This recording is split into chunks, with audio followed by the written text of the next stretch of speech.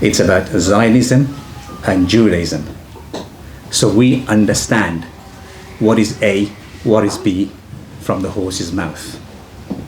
So the agenda today is we'll have the first 1 hour shared between Rabbi Elhanan Beck and Rabbi Sofa to provide to us an understand of Zionism and Judaism. And then we'll get the same from Sheikh Imran from an Islamic prophetic point of view. So the first hour with the rabbis, the second hour with Sheikh Imran, and then we'll open the floor. We'll open everything to the floor for questions and answers for the final hour. And we'll close at the Adhan of Maghrib. Just so you know, the lay of the land here is that we've got bathrooms at the top right-hand corner there. And if somebody comes in, they want to make the Asr prayer, it's over there on the left-hand corner. And we've got tea, coffee, biscuits on the left-hand side. If you want to help yourself, feel free. And then we have a bookshelf where Sheikh Imran's books are up for sale at the back there. Okay, then, so if there's no further questions, then I'll pass the mic to Rabbi Elhanan Beck to give us an understand of Zionism and Judaism. When did it start? How did it start? Where is it heading? And how will it end? Thank you, Rabbi Beck. Thank you. Hello. Thank you for giving the opportunity to speak and to bring out the differences between Judaism and Zionism. Bring the microphone close. Hello? Yes. Okay. Yes, to explain what is that Judaism and what is Zionism.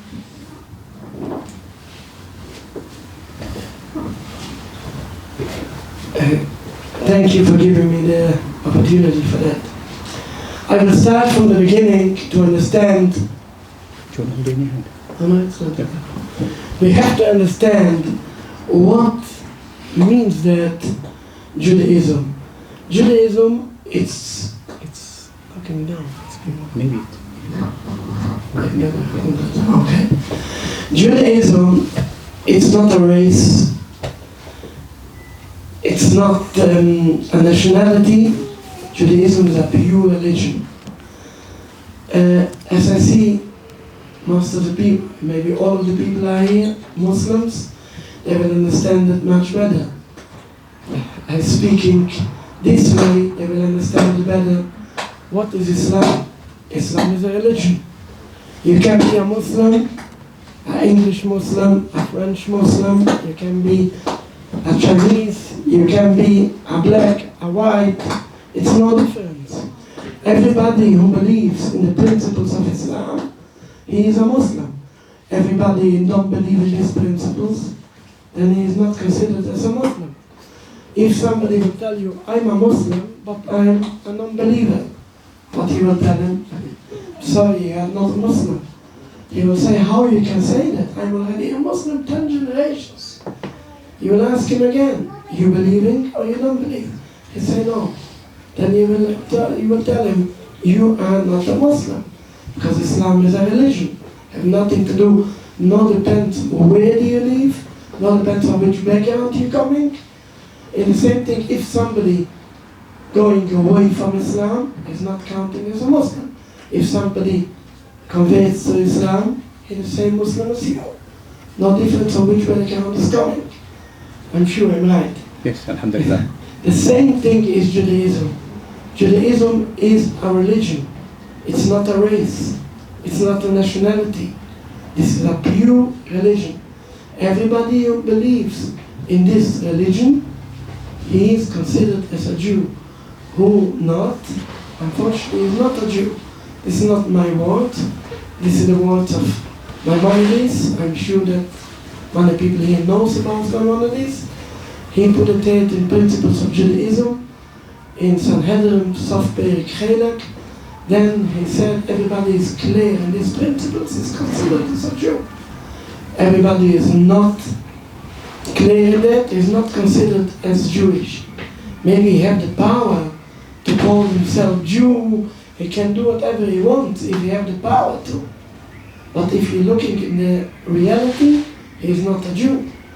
If somebody will say, I'm not a believer, but I'm a Muslim, and he have the power to stole the name of Islam and to make a big propaganda, it doesn't give him the right that he is not a Muslim at the end of the day. He can say whatever name he wants, but he is not. It depends if you believe in or not. The same thing is Judaism. So I'm coming back to the point, what is Judaism? Jews, God gave them the Torah on the 3,500 years on the Mount Sinai. And these people, Jewish people, God gave them the Torah and they believe how to serve God closer, believing in God, and enlighten the world with believing in God, to show the world how we have to serve God. Not everybody have to become Jewish at all. God gave for all the people 7 notes of Noah, and everybody will keep these notes, he will get his portion of paradise. And for Jewish people, God gave them the Torah, 613 laws, what we have to keep. So this is really Judaism, believing in God and keep the Torah. We'll come back later to this. Now let's go, what is Zionism? Zionism is a secular movement, has built up only 150 years ago, 140 years ago, by a secular person. His name is Herzl. He came from Vienna, Austria. He don't believe in God, he don't believe in the Torah, he don't believe in nothing. He didn't even make a circumcision for his own son. A circumcision really, by Jewish people, is even people what, unfortunately they are secular, but still they're keeping a few key points. Yom Kippur, not eating pork, and one of that is making a circumcision for the children. However, he didn't do that and he was proud of it. He was completely a non-believer, he don't believe in God. He don't believe in nothing. He have a different look on Jewish people at all.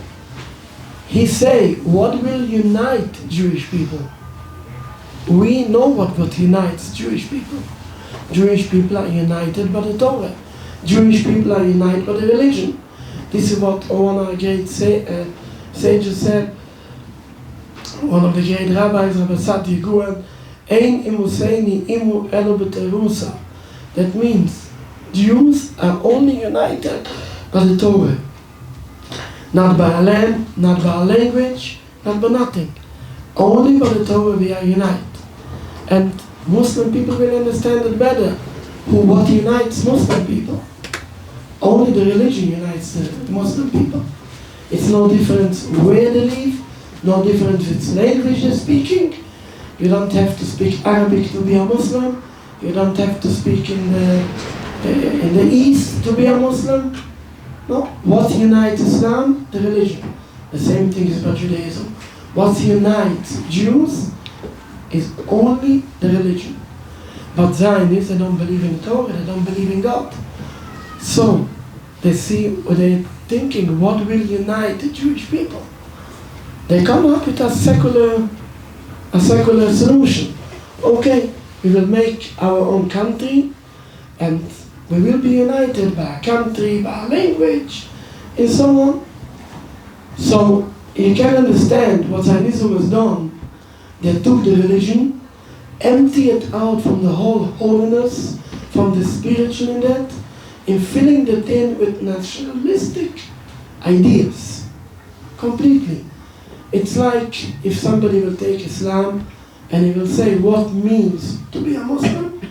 You have to live, I don't know, let's say, in Pakistan, in Iran, I don't know, one of the countries you have to live there, you have to speak Arabic, then you are a good Muslim.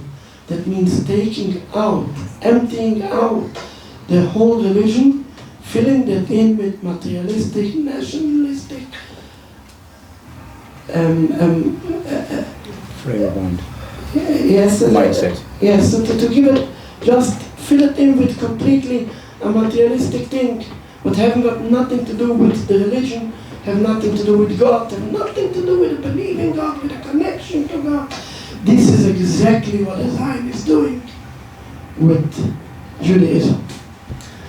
In reality, Judaism, real Jews are still loyal to God, and they haven't got nothing to do with the Zionists, with the state of Israel. Again, when I'm speaking about Jews, I'm not speaking about the 18 million Jews today in the world. Because unfortunately, from the 18 million Jewish people in the world, 16 million of them are completely secular.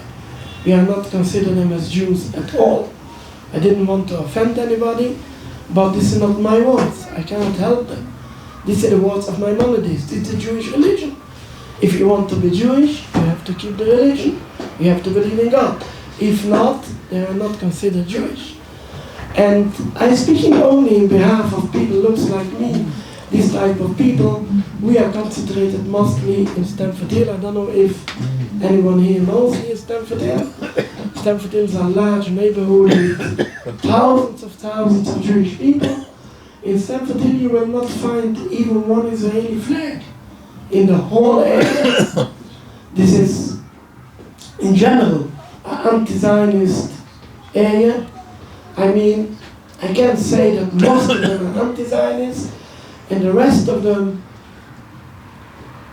are non-Zionists. Non-Zionist means they have nothing to do with Israel. They have their own lives, their prayers, their studies, their education, their businesses.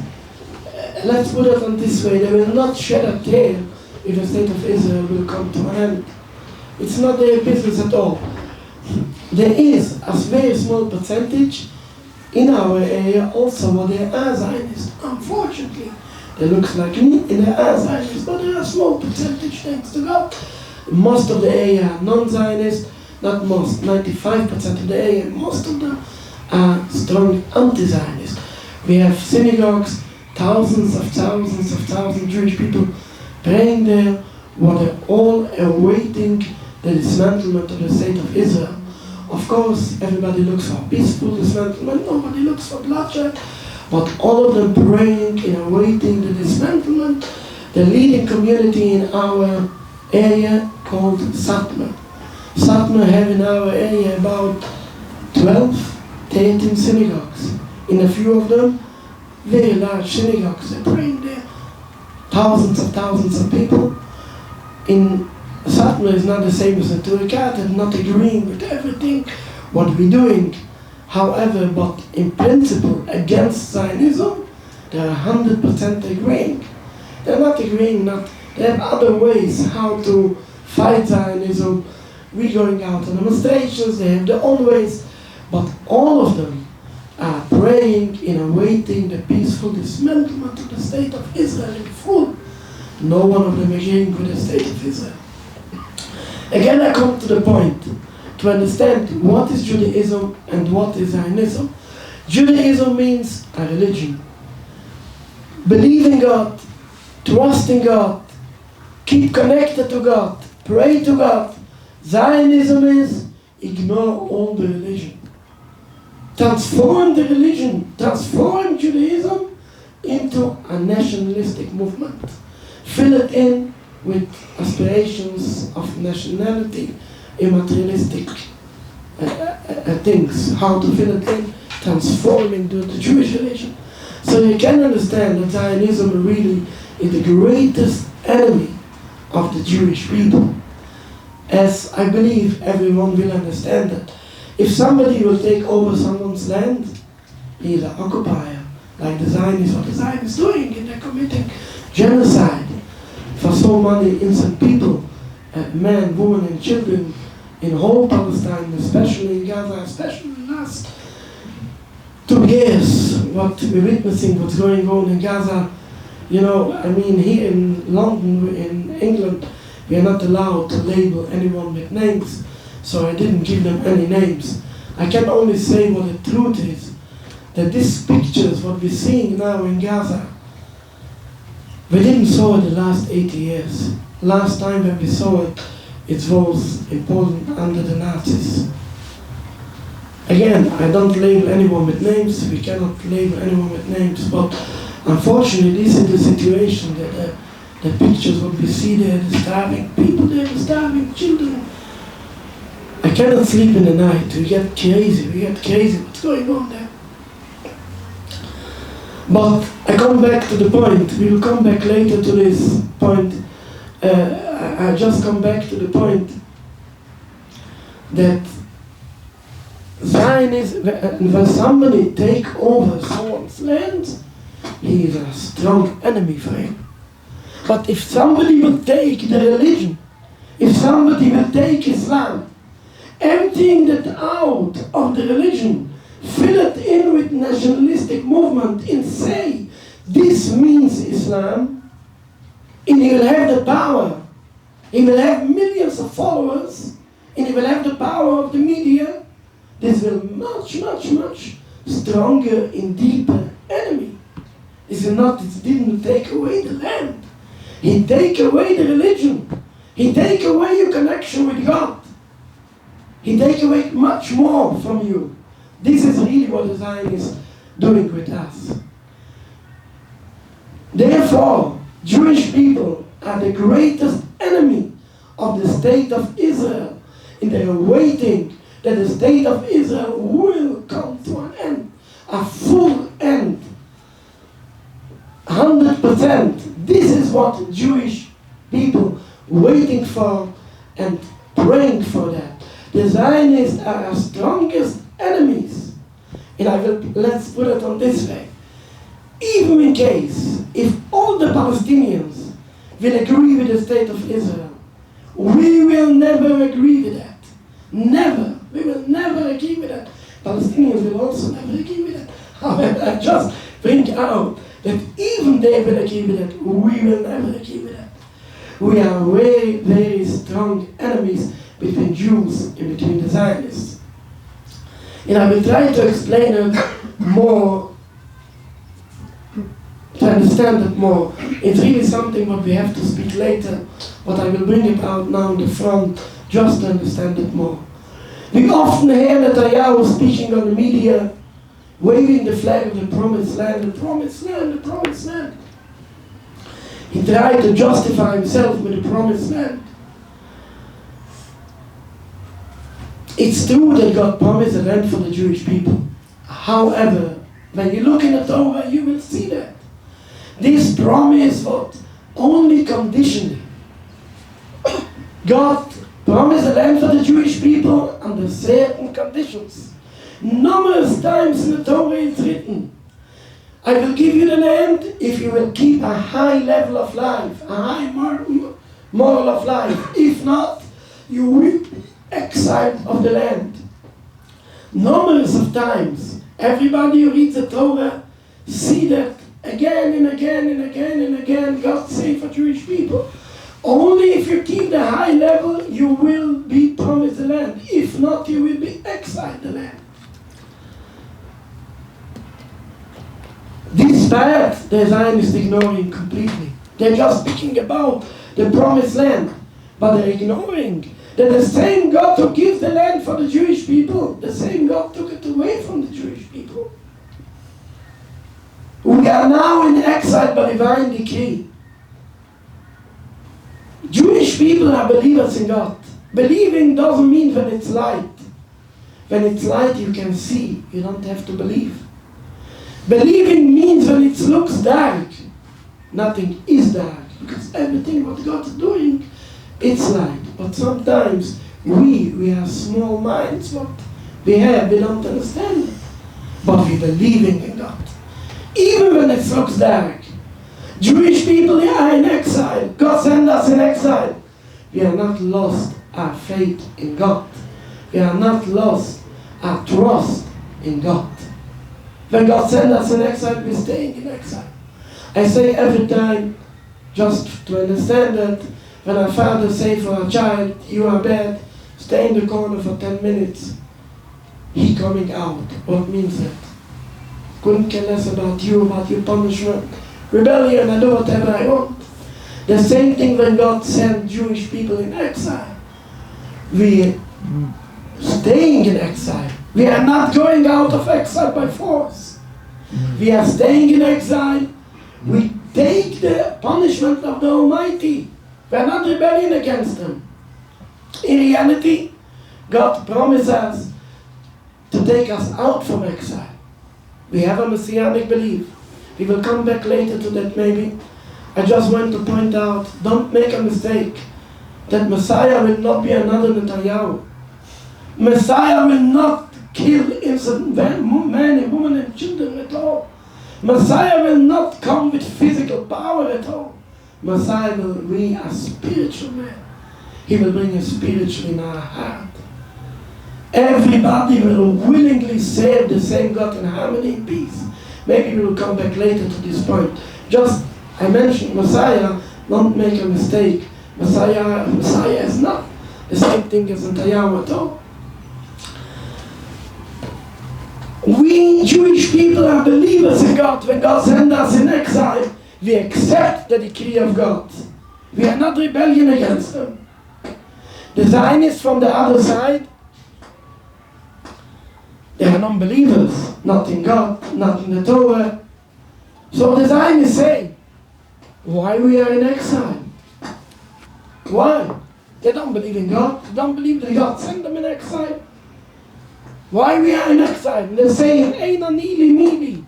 If we will not help ourselves, nobody will help us. This is what the Zionist slogan. We have to stand up. If not, nobody will help us. They lost the trust in God completely. In the same, we have to rebel against God, against the decree of exile. Coming out, build up ourselves. This is the Zionist movement, but it's only 130, 140 years. So you can understand that Judaism is built up on trust in God, on loyalty in God, connection to God, even in dark times. Zionism is built up on don't believe in God, don't trust in God, rebel against God, help yourself, don't look on God, don't wait for Him. This is, you can understand that Zionism and Judaism are extremely opposite each other. It's in basic, completely opposite. Judaism is believing in God, trusting in God. Zionism is don't believe in God, go away from God. So you can understand Judaism and Zionism are diametrically opposed each other. This is, even the Zionists will build up the state in a free country, not on the head of Palestinian people. Especially when they're doing that on the head of other people by kill them, and by rob away the land from them. Of course, in the Torah it's written, don't kill, don't steal. This is in the Ten Commandments. This is exactly what the Zion is doing. Because when you lost you believing in God, you lost all your humanitarian.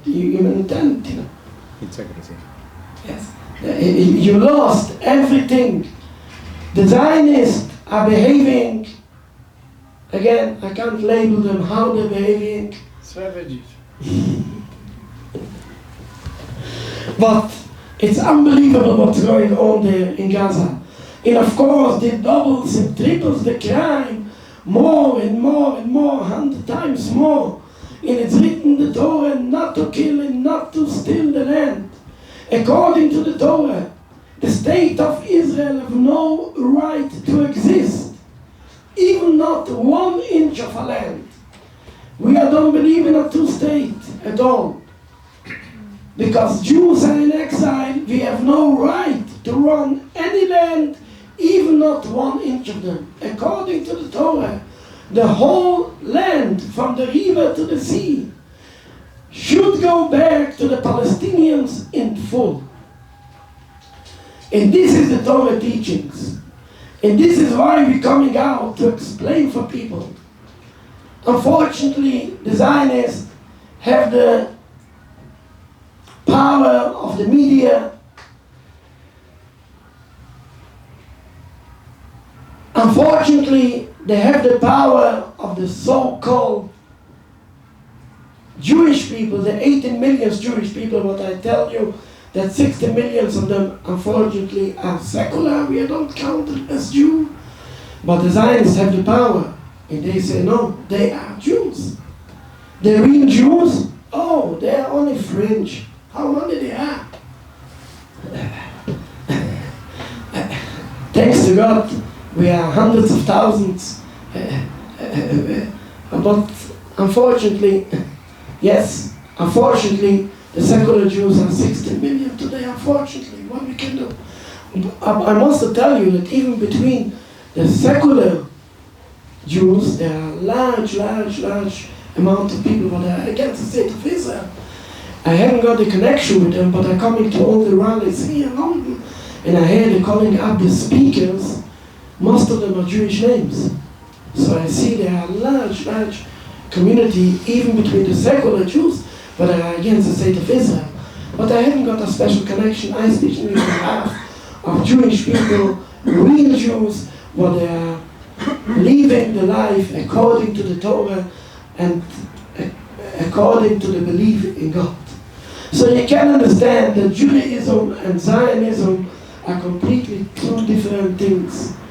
Jews are not Zionists, and Zionists are not Jews, and you can't compare these two together. Never. And according to Judaism, as I told you, Jews have no right to the land. We often hear that the Zionists say,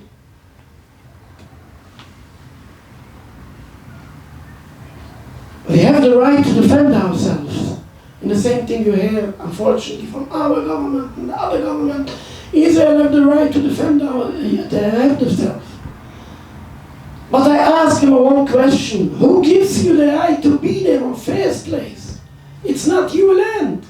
You robbed the land from the Palestinian people. Give them back the land. That's all. You can't take over someone's house and then say, I have the right to defend myself.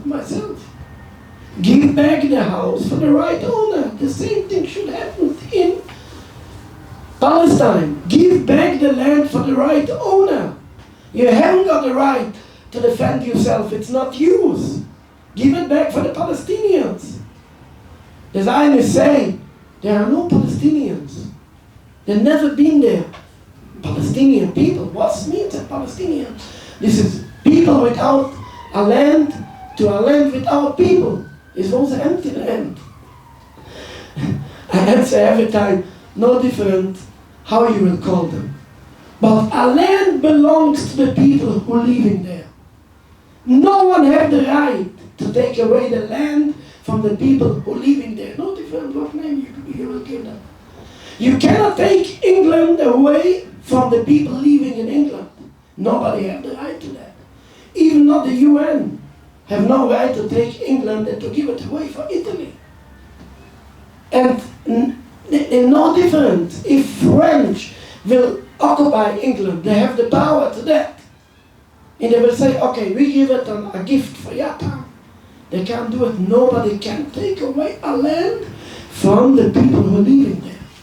Again, Palestine belongs for the people who used to live there. No difference what name you will call them. The world called these people Palestinians. So the land belongs for them.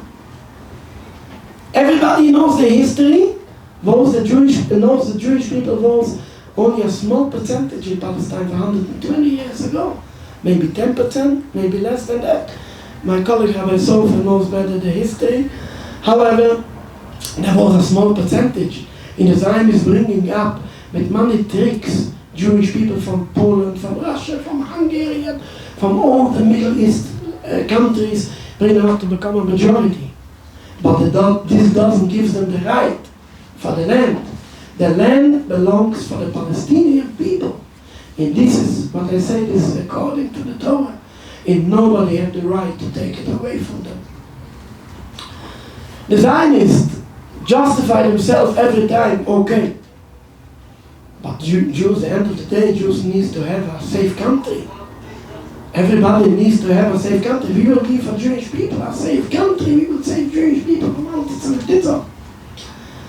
I say every time, just open the eyes.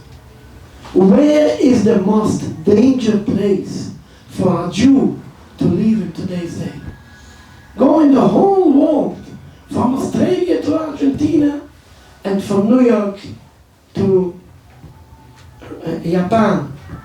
Where the most dangerous place? Israel is the most dangerous place for Jewish people. For a Jew, not for a Palestinian. For a Jew to live there. I give the example every time. I live in England already 40 years, about 40 years. I never saw English soldiers in the street. You can't see them. This means a safe country. In Israel, every small child see in daily life soldiers, tanks, weapons. This means safe. This is the most unsafe place for Jewish people. Not to speak for Palestinians, for Jewish people, the most unsafe place. The Zionists didn't make any safeness and also didn't save any Jewish people from anti-Semitism in the world. When I'm going in the street and I hear behind me, Hitler, Hitler, I know that he watched yesterday a video of Gaza. They're only erasing anti-Semitism all over the world. Our rabbis said it before, that the state of Israel will only bring bloodshed. And that's what we see with our eyes 80, 90 years later. 77 years for the state of Israel. And it's a long river of bloodshed after bloodshed. And nobody can stop it. The Zionists say, oh, if you are against us, however, you must come with us. If not, you will be killed. You don't know the biggest anti-Semites in the world are Muslims. They want to kill Jews. They want to throw the Jews into the sea. You must come with us. If not, you will be killed. Nothing can be further from the truth from that. Everybody knows a bit history. I believe it for Rabbi Sofer really to speak it better. I will just mention it. Knows that we have a golden life in all Muslim countries for centuries. But we don't have to go to the history.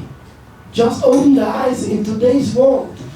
After 77 years of occupation, after 77 years of genocide for the Palestinian people, still Jewish people living in all Muslim countries peacefully. In Morocco, in Tunis, in Turkey, in Iran. Iran is the greatest enemy of Israel. Still, Jewish people living there peacefully. They don't know what anti-Semitism is. Just for 10 weeks ago, when it's flying the missiles from Israel to Iran and back, the Iranian government saved the Jewish people living in Iran. They didn't concentrate them in our concentration camps. They saved them. Today is an open world for a couple of £100. Take a flight to Morocco. Take a flight to Iran. You will see it with your own eye.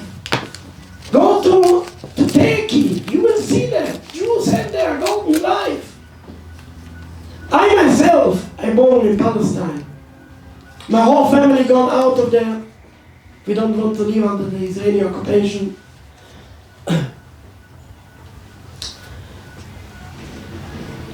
I'm already 7 generations there in Palestine.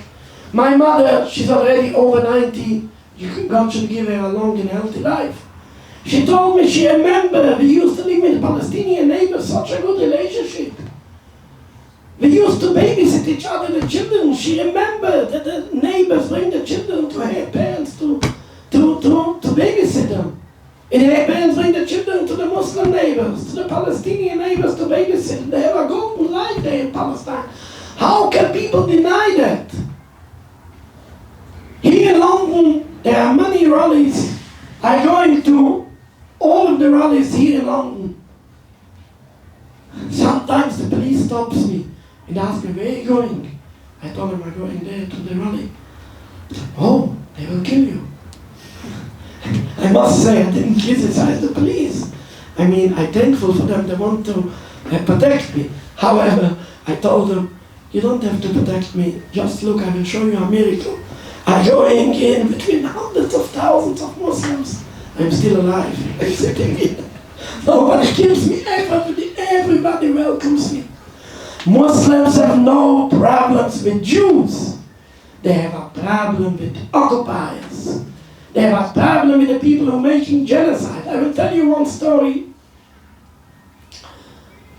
We was invited in Turkey for about 18 months ago, 3 months after 7th of October. We was invited to a conference.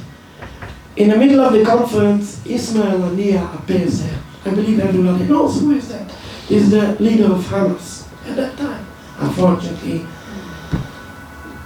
Yes, okay, but he appeared to the conference. He saw the rabbis.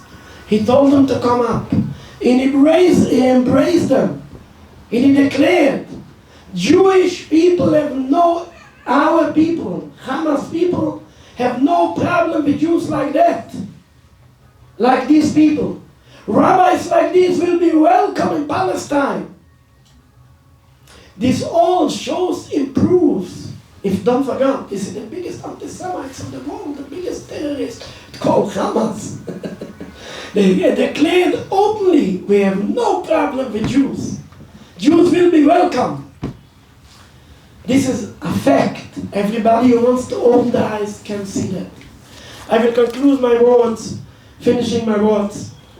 According to the Torah, the only solution that there is the full dismantlement of the state of Israel. We hope and pray for a peaceful dismantlement. Nobody looks for bloodshed. I'm not a politician, but I can only say the words of the Torah. In the Torah it's written, the reference is in Numbers 14, verse 41. A rebellion against God cannot be succeed. As long as the state of Israel is a rebellion against the Almighty. The Almighty sent us in exile, forbidden us to go out of exile.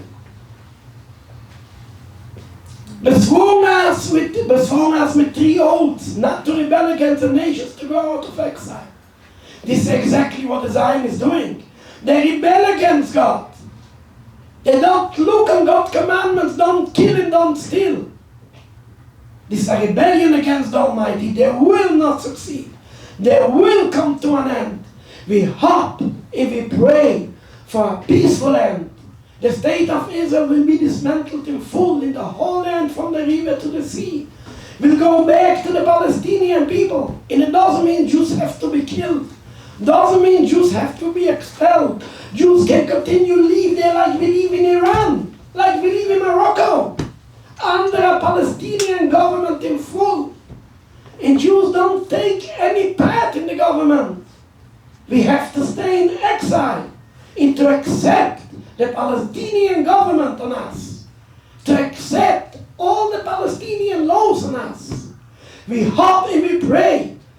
These times will come back. The time will come back. But we hope and we pray that will be soon and on a peaceful way. In our days, we will see that from the river to the sea, Palestine will be free. Inshallah. Inshallah. Thank you. Jazakallah khair. Thank you, Rabbi. Yeah. Rabbi Safa. Thank you so much. Assalamu alaikum wa rahmatullahi wa barakatuh. It's a great opportunity to be between our Muslim brothers and sisters. Each one will be blessed. Barakat Allah alaikum. Allah yubarak fikum. I'd like to say a few words in Arabic for our Palestinian brothers.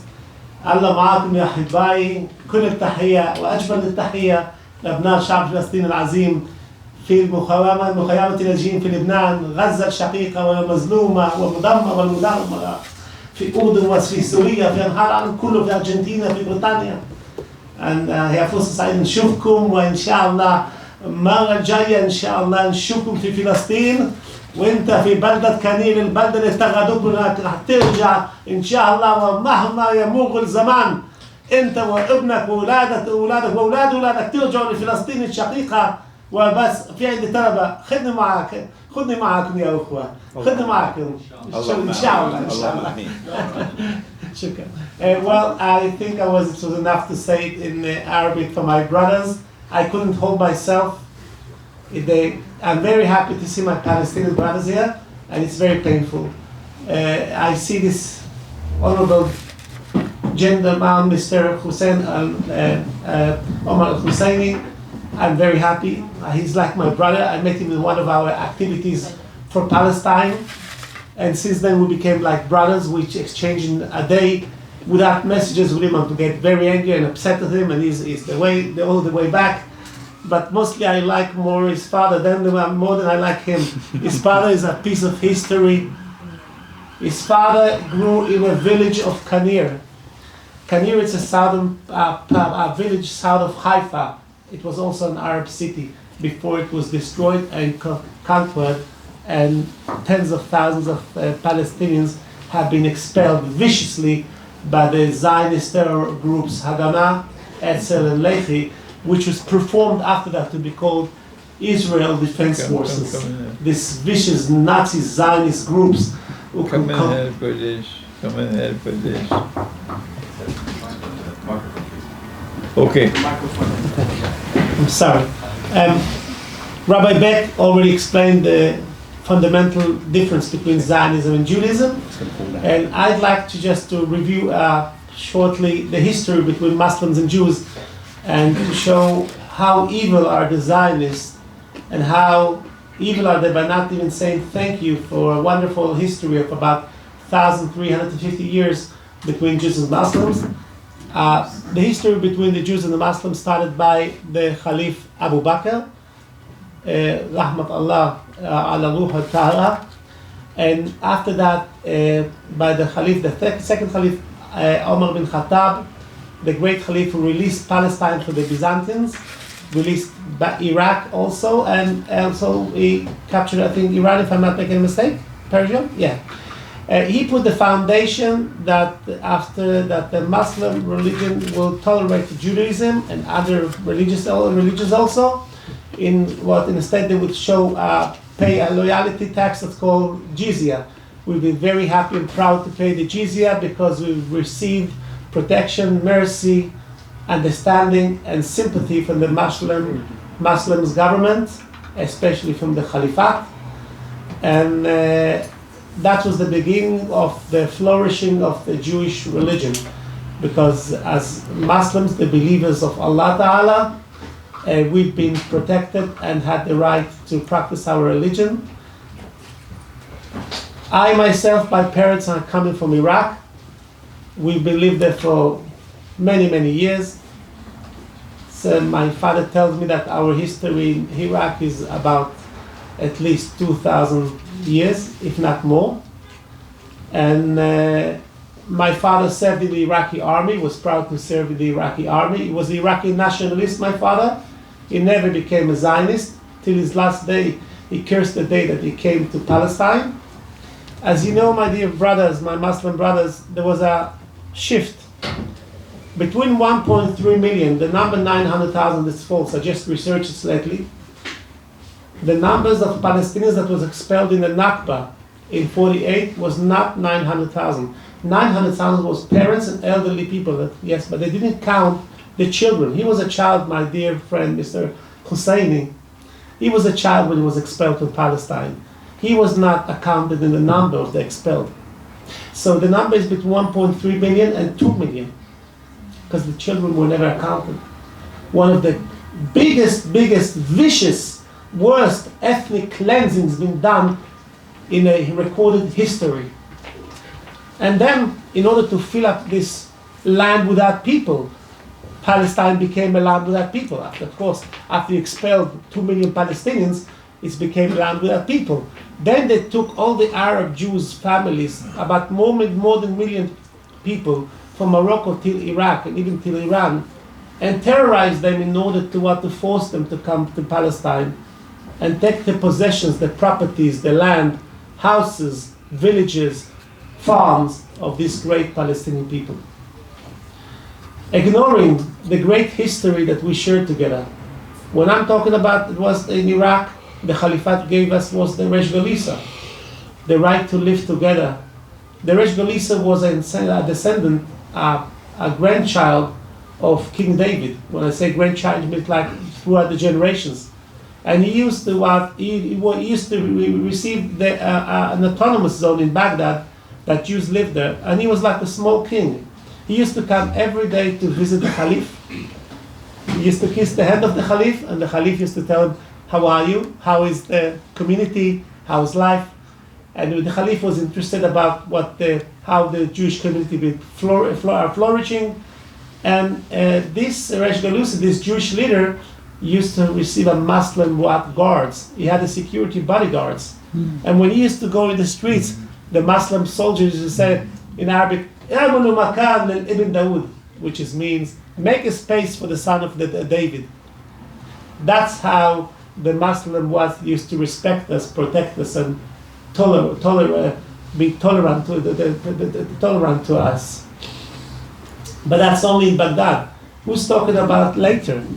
Even the Caliphate from Bet Umayyah, which was about close to 90 years, and the kings of the Caliphate from Bet Umayyah was great for us. And after we enjoyed from 500 years of the Abbasidi Caliphate. But Abbas, which I think it was founded by the Caliph Abu Safa, and Abu Safa also put the foundation of Jewish protection. He welcomed a lot of Jews to work in his government. Who can forget about the glorious Harun al-Rashid? Most probably you know about him. Harun al-Rashid used to give 1,000 dirham, which is I think it's a silver coin for charity, which many poor Jews enjoy that. Used to be a whole line of poor people used to come to his palace every day, and he used to give a lot of charity for the people, for the Muslims, for the poor Muslims. Among them, poor Jews that used to receive this charity, daily charity for the gifts of the Muslims. My father's and mother's neighbors used to come to give potatoes, dates, and a sheep, a small sheep for the Pesach. Pesach is very expensive holiday. We used to receive it with thanks from our Muslim brothers, because my family was considered a very poor family. They were very needy family, and the Muslim neighbors they noticed that, and that's how they behaved them. As you know, charity by Muslim is a great thing, and they didn't avoid giving a zakat for the Jews. They gave a lot of zakat for the Jews. In the time of the Farhud, there was a Farhud which basically, I think it was a pro-Zionist, plot in order to put the foundation for the deportation of Jews, Iraqi Arab Jews from Iraq. There was about 100 Jews were massacred. No one knows exactly who were there. But when all the Baghdad Jews, Basra, Hanakil, and Mosul, were saved by their neighbors. My parents used to live in the second floor, and I think Mr. Hosein knows about this story. And the landlord saved my whole family, 14 members that used to live in the second floor. They came to kill the family, and the landlord stood with a sword, and he didn't let them to kill my family. That's my mother every year.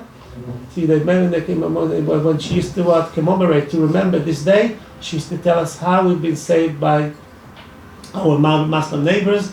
My mother remember how the landlord used to take 2 wagons with food, with a kosher, proper Jewish food. He knew that the Jews doesn't eat non-kosher, so he just told them, "You go to buy the food, I'll pay for it." And then he used to go to 2 cities, which was very important cities for the Shiite Muslims, Najaf and Karbala. And my mother used to tell me how they used to go to the river there, and I used to give you cities. They're very beautiful cities. Both cities, unfortunately, were destroyed by the American invasion of Iraq at the time, when the Saddam Hussein were toppled. After that, it was about insurgency, and they destroyed these old cities, which was very beautiful. city. I used to ask my mother, do you remember the old city? She said, yeah, of course, I've been there many times. The Muslim Nabi used to take us there. I told her, you should know it's been destroyed. She was crying because she remembers it was a very beautiful place. So, but Chaim, you sure it was destroyed? Unfortunately, it was destroyed because my mother was very, very, very. When Palestinian people used to come to visit us and come to sell, Palestinian merchants used to come from Gaza. At that time, Gaza was not closed yet. They used to come to speak with us, and they said, "Where are you from?" I was, "Oh, you're Iraqi. We can see on your accent that you're Iraqis. Why did you come here to Palestine? What happened?" He said, "The Muslims were not good to you." I said, "What can we do? We've been terrorized to come here." I said, "Well, we know about it." They knew about it. People from Gaza. By the way, the most 80% of the Gazan people are belong to Palestine, to the ancient Palestine, southern and central Palestine, like Ascalon, Ashdod, Jaffa, Beersheba, yeah, and unfortunately now the Gaza people are facing a second Nakba, a second disaster, a second expulsion and genocide. But it's not second genocide, it's only one long, it's its old chain of a long genocide of 77 years.